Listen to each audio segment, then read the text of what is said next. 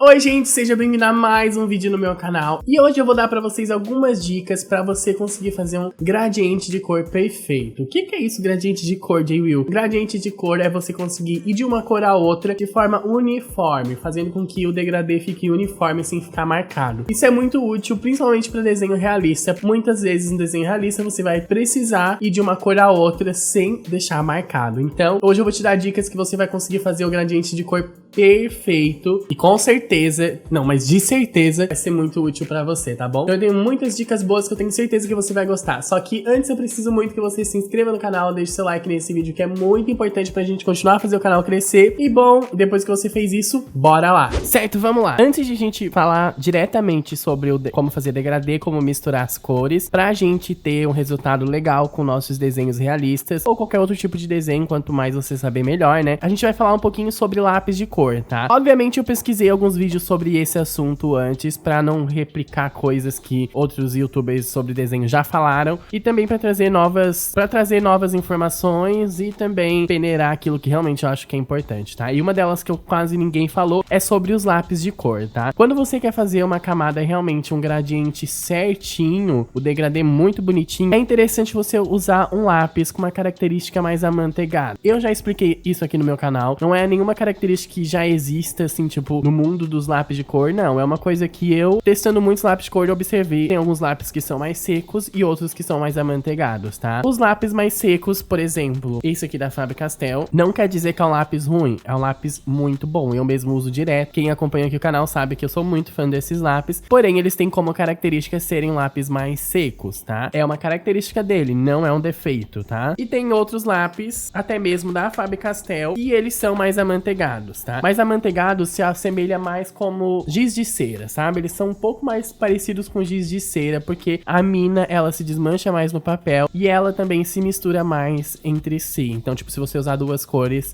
elas vão se misturar muito melhor, tá? Um exemplo é esse Super Soft aqui da Faber-Castell também, que são lápis mais amanteigados, ótimo pra fazer degradê. Uma versão mais barata, temos a Acrylex, que são lápis escolares comuns, super baratinhos, e eles são muito bons e bem amanteigados também. E o Prismacolor, que é uma marca importada e cara, mas também é bem amanteigado, tá? Polycrosmo é amanteigado. Tem outras que são tipo Giotto. Tem outras marcas que inclusive eu já testei aqui no canal. Se você quiser dar uma olhada na nossa playlist de resenhas, você vai saber tudo sobre esses lápis. E tem um vídeo também onde eu separo o que eu acho que são lápis mais secos e lápis mais amanteigados, tá? Então, pra fazer degradê, quanto mais amanteigado, melhor, porque as cores vão se misturar melhor, tá bom? Mas não quer dizer que você não consiga fazer degradê com lápis mais seco. Você consegue, tá? Aqui eu vou fazer como você provavelmente faz o degradê, como eu já vi muitos alunos meus fazerem de primeira sem ter a informação. Então vamos lá. Muitas vezes a pessoa começa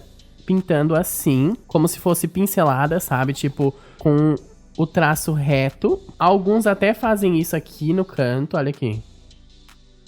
É normal a gente também querer fazer tudo na diagonal, tá? Isso é natural do nosso corpo. Pode parecer que eu tô avacalhando, galera, mas eu não tô. Eu já vi muita gente fazer assim mesmo, tá? Aí depois que ela fez um lado, obviamente, ela vai vir com a outra cor, né? Aí a pessoa, obviamente, vai perceber que o gradiente aqui não ficou muito bom, tá? A passagem de uma cor pra outra e vai tentar voltar com laranja e não vai adiantar. Agora eu vou fazer do jeito certo, tá? Do jeito que eu sugiro você a fazer, que vai dar... Então assim é como vocês não devem fazer, tá? E como eu já vi muita gente fazer. Agora eu vou mostrar pra vocês como eu sugiro fazer. O primeiro erro cometido nesse primeiro quadrado foi ter começado com a cor mais clara. Eu já selecionei aqui duas cores que são ao contrário Eu já selecionei aqui duas cores que são quase opostas no círculo cromático, tá? Então isso vai fazer com que elas contrastem muito bem e combine. Então esse laranja e o azul já são cores que combinam muito bem. E eu sei disso porque por causa da teoria das cores, se você não conhece, eu vou deixar linkado aqui pra você entender também como combinar as cores, tá? Então isso já é algo positivo, que eu já fiz até ali no primeiro quadrado. Então eu usei duas cores que combinam entre si, tá? Elas são, a gente chama de cores complementares, tá? Só que qual o erro que eu cometi? Eu iniciei com a cor mais clara. Obviamente aqui, se você olhar para essas duas cores, você sabe que o azul é a cor mais escura, tá? Então, para esse tipo de degradê, comece sempre com tom mais escuro. E é o que eu vou fazer agora. Então eu vou começar desse lado aqui para ficar do mesmo lado. E outra coisa, eu não vou fazer esse movimento reto. Eu vou fazer um movimento... Primeira coisa que eu vou fazer, na verdade, antes disso tudo, é apontar bem o lápis. A gente precisa ter uma ponta bem fininha e a gente vai fazer movimentos circulares. Mas não movimentos circulares assim, mas bem pequenininhos, ó. Porque os movimentos circulares vão ajudar a gente conseguir colocar a mina dentro de todos os poros do papel, porque o papel ele é poroso e é isso que faz com que o lápis consiga soltar a mina dele, ele fica meio que preso nesses poros do papel. Então quando você faz movimentos assim, ó, mais arredondados, além de você garantir que você tenha um aspecto uniforme, você também consegue dessa forma fazer com que a mina entre mais nos poros do papel. Como aqui é o início, é o fim, na verdade, né? Mas, tipo, é a parte mais intensa da cor, você pode apertar bem o lápis, tá? Tendo a consciência de que uma hora você vai ter que tirar a força. Aí, nessas horas, não tem problema fazer um pouco mais reto, só que você tem que tomar bastante cuidado pra ficar uniforme, tá? Essa forma demora um pouquinho mais, obviamente. Mas, gente, desenhar você precisa ter paciência, tá? Não dá pra fazer correndo que não vai ficar bom. E, obviamente, tendo mais paciência e fazendo devagar, você também vai evitar esses erros de sair pra fora da margem, né? Ó, agora eu vou começar a tirar a força de forma gradiente, ó. Conforme mais eu for pro meio, menos força eu vou acrescentar. E olha aqui, movimentos sempre circulares. Sempre prestando atenção para não ficar marcado, né? Se aqui está com uma certa quantidade de pigmento, aqui também vai ter que estar com a mesma quantidade. Na dúvida, coloca menos força do que realmente é necessário para aquela região, tá? Porque aí depois é só você voltar e escurecer um pouquinho mais. Obviamente, quando você vai tirando a força do papel, a gente consegue ver os poros do papel, a textura, né? A gente consegue ver que realmente fica marcado. E isso a gente já vai tirar com uma outra técnica, mas eu já mostro pra vocês.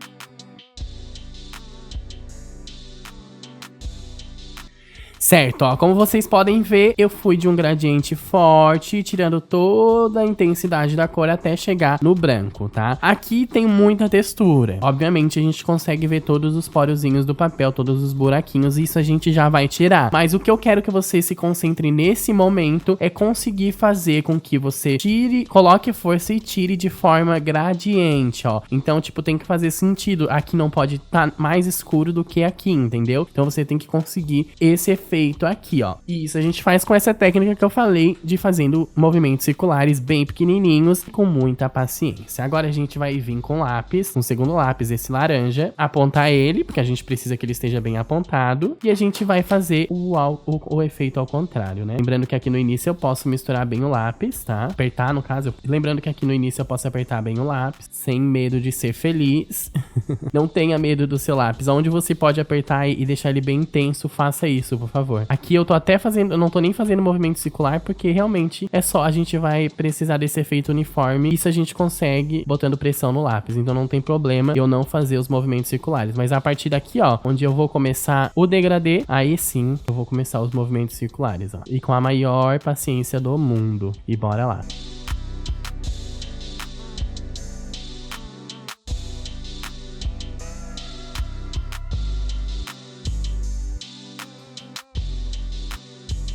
Certo, agora que a gente chegou aqui, eu poderia continuar com laranja e fazer o gradiente só entre os dois. Mas, por que não a gente não pode melhorar e deixar esse degradê mais dinâmico, acrescentando uma outra cor? Óbvio que a gente não vai acrescentar qualquer cor, né? A gente vai acrescentar uma cor análoga. O que é uma cor análoga? É uma cor próxima de alguma das duas. Eu vou escolher o amarelo, porque é uma cor que vai acender, porque o amarelo ele é muito chamativo, né? Ele vai acender as cores, vai deixar bonito.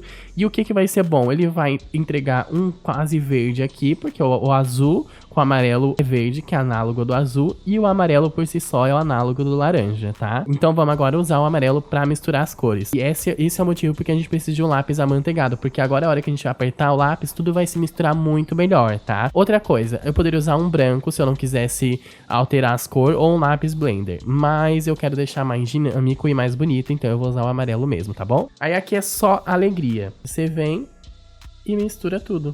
Movimentos circulares e eu apertando o lápis pra justamente misturar. É importante que esse lápis da mistura aqui seja mais claro que os dois, tá? Se você usar um lápis mais escuro, a hora que você for misturar aqui com laranja, você vai ter problema. Ó, agora eu venho aqui, até aqui, ó, pra misturar. Olha como acendeu o laranja.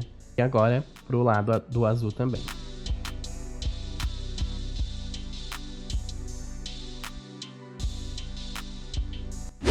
Nesse daqui a gente usou a cor clara, a cor escura e uma cor de transição, né? E se não tiver cor de transição, só ser entre uma cor e outra. No caso, eu vou usar outra cor pra gente mudar, né? Eu usei esta cor aqui e eu quero fazer um degradê com esse lilás aqui, tá? Fiz a parte verde, que é a parte mais escura, um pouco mais da metade. Por quê? Porque aqui a gente vai apertar o lápis tanto quanto, então ele vai chegar até aqui e vai fazer o que seja metade de uma cor e da outra, tá? Como essa aqui é a mais escura, vai ficar muito mais fácil a gente misturar com a mais clara, tá? Tem gente que mistura com branco, mas nessa situação eu não acho necessário usar o branco, tá? Só usar uma cor mais clara e uma mais escura já vai conseguir misturar muito bem. Obviamente usando a técnica que eu falei, fazendo movimentos circulares pequenininho. E aqui onde você pode apertar o lápis, aperte sem medo. O branco também ele é bom para quando você quer deixar uniforme, tirar a porosidade do papel, mas não quer acrescentar outra cor. Então aí você usa o branco. Nesse caso aqui a gente tá acrescentando uma outra cor, que é o lilás, né? Então não há necessidade. Como o lilás é mais claro, esse tom, né? É mais claro que esse verde aqui, ele vai misturar muito bem. Então fica aí a dica pra vocês. Sempre inicie com mais escuro, tá?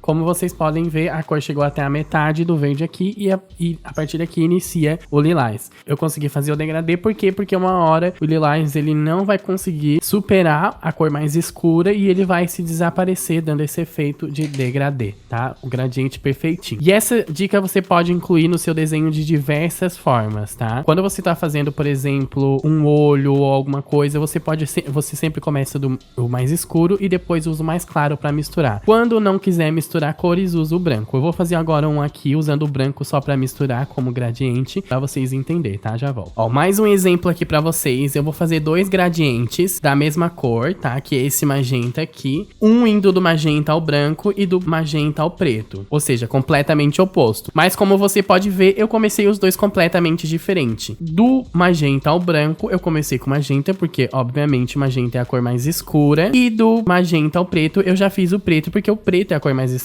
Então, o magenta é a cor mais clara nessa situação. Então, agora eu vou fazer o degradê com branco, tá? Lembrando que já tem o degradê com branco, né? A única coisa que eu vou fazer é usar um branco pra poder misturar tudo e deixar a camada bem lisinha, né? Sem a textura do papel, sem a marcação da porosidade do papel. Movimentos circulares e dali, só vai.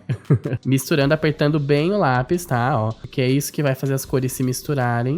E olha como eu vou matando todos esses buraquinhos da porosidade do papel, ó. Porque a mina vai cobrir toda a camada do papel. Como o lápis é branco e não um lápis blend, o lápis blend é um lápis que ele não tem pigmento nenhum, ele é transparente, tá? Só que não é o caso, esse aqui é um lápis branco, então ele vai adquirir uma cor branca por cima, tá? Muita gente confunde lápis blend com lápis branco, mas o lápis branco ele tem pigmento que é branco. E que muitas vezes a gente pode usar sim pra fazer o blend, pra misturar, principalmente quando o papel é branco, tá? Porque daí, né, é a mesma cor. Mas é diferente no lápis blend, tá?